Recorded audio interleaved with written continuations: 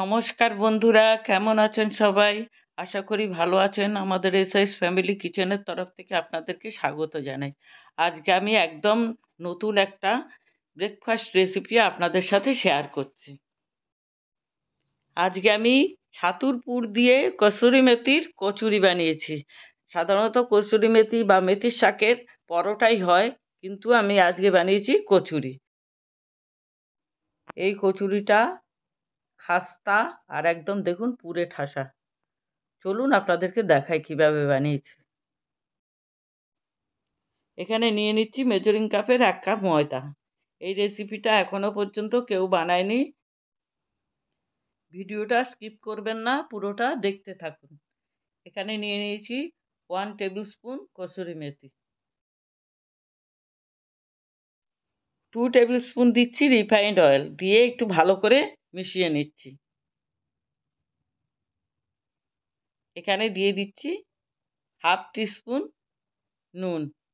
এবার ভালো করে মিশিয়ে নিয়ে একটু নরম করে আমি ময়দাটাকে মেখে নেব।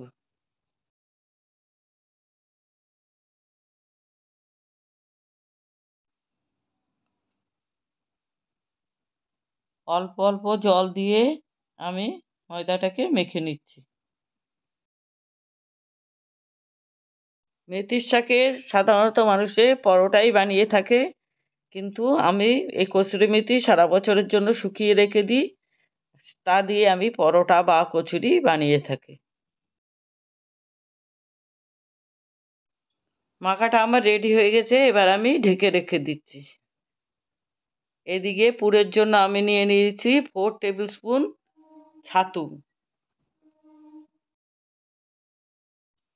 কোয়ার্টার টিস্পুন দিয়ে দিচ্ছি বিট নুন, হাফ টিস্পুন দিয়ে দিচ্ছি হিং, কোয়ার্টার টিস্পুন দিয়ে দিচ্ছি চিনি, আর হাফ টিস্পুন দিলাম শুকনো লঙ্কার গুঁড়ো, আর দিলাম 1 টিস্পুন আচার, আমের আচার, আর সঙ্গে দিলাম হাফ টিস্পুন আদা। এবার আমের তেল দিয়ে আমি ছাতুটাকে মেখে নিচ্ছি। ছাতুটাকে একটু নরম করে মেখে নিয়েছি, আরও খানিকক্ষণ বাদে এটা একটু ঝুরঝুরে টাইপের হয়ে যাবে। এখানে কিছুটা সিদ্ধ করা আলু নিয়েছি, আলুটার এবার খোসা ছাড়িয়ে নিচ্ছি। এখানে একটু দিয়ে দিয়েছি তেল, তেল গরম হলে দিয়ে দিচ্ছি একটা শুকনো লঙ্কা ভেঙে, হাফ হাফ টিস্পুন দিয়ে দিলাম পাঁচফোড়ন। এবার আমি আলুটাকে ভেঙে দিয়ে দিচ্ছি। ভাঙা আলুর তরকারি করব, আলুটাকে কাটছি না, ভেঙেই দিয়ে দিচ্ছি।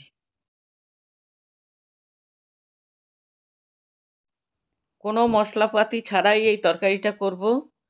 আলুটাকে একটু নেড়ে চেড়ে নিয়ে এবার দিয়ে দিলাম পরিমাণ মতো নুন, দিয়ে দিলাম একটু হলুদ।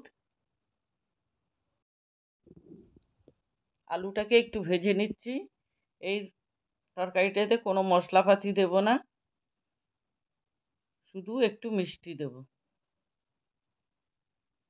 এবার একটু ভেজে নিয়ে আমি পরিমাণ মতো জল দিয়ে দিলাম।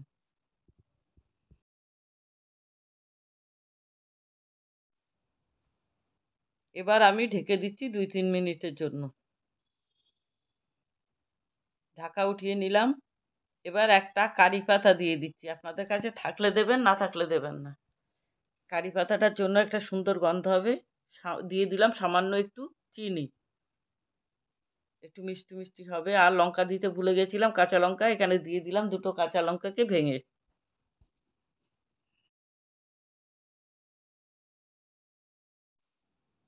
লঙ্কাটা দেওয়ার পর আরও 2 মিনিট রাখলাম, দিয়ে লঙ্কাটাকে ভেঙে দিলাম, দিয়ে আমি তরকারিটাকে উঠিয়ে নিচ্ছি। এদিকে ময়দাটা ঢাকা উঠিয়ে নিলাম। আমার এই ময়দা মাখাটাকে আরেকটুখানি চটকে নিয়ে আমি ছোট ছোট লেচি কেটে নিচ্ছি।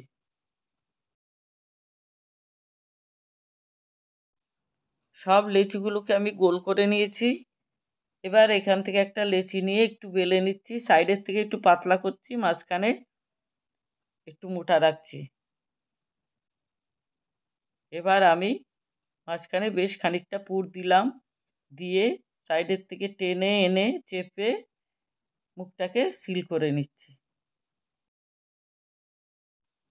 একইভাবে সবকটা লেচির মধ্যে পুর ভরে নিচ্ছি, নিয়ে বেলে আপনাদেরকে দেখাচ্ছি।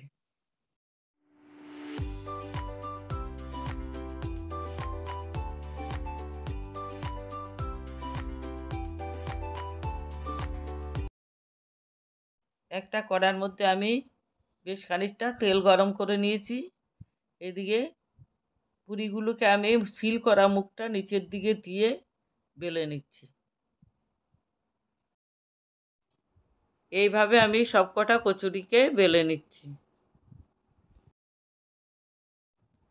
আমার কিছুটা কচুরি বেলা হয়ে গেছে, দেখুন এই যে এগুলো পুর বেরিয়ে যায়নি, এগুলো হলো কসুরি মেথি। সব কটা আমি বেলে নিচ্ছি, তারপরে ভেজে আপনাদেরকে দেখাচ্ছি।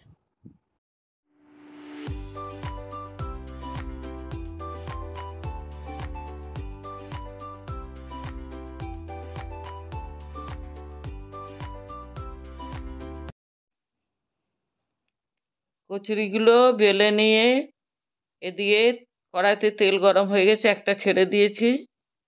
কচুরিটা দেখবেন আপনার থেকে ফুলে উপরে উঠে আসবে। ভালো করে আমি ভেজে নিচ্ছি, একটু কড়া করে ভাজছি।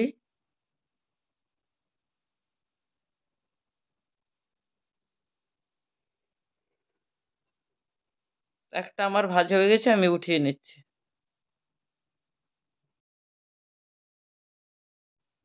এইভাবে সব কটা কচুরি আমি ভেজে নিচ্ছি।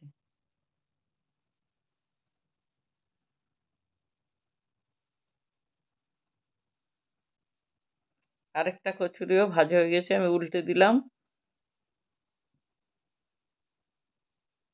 আমি তেল কিন্তু খুব বেশি দিইনি, তবু কচুরিগুলো ভালোই ফুলছে আর খাস্তা হচ্ছে। দেখুন শেষ কচুরিটাও আমার ভাজা হয়ে গেল, কি সুন্দর ফুলে উঠেছে দেখুন।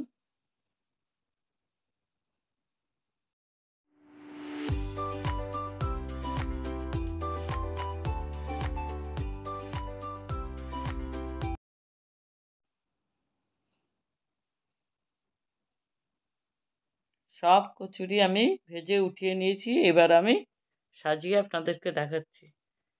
বন্ধুরা ভিডিওটা পুরোটা দেখবেন, ভালো লাগলে লাইক করবেন, কমেন্ট করবেন, আর যারা এখনো সাবস্ক্রাইব করেননি তারা সাবস্ক্রাইব করে নেবেন। ফিরে আসবো অন্য কোনো দিন অন্য রেসিপি নিয়ে। ধন্যবাদ।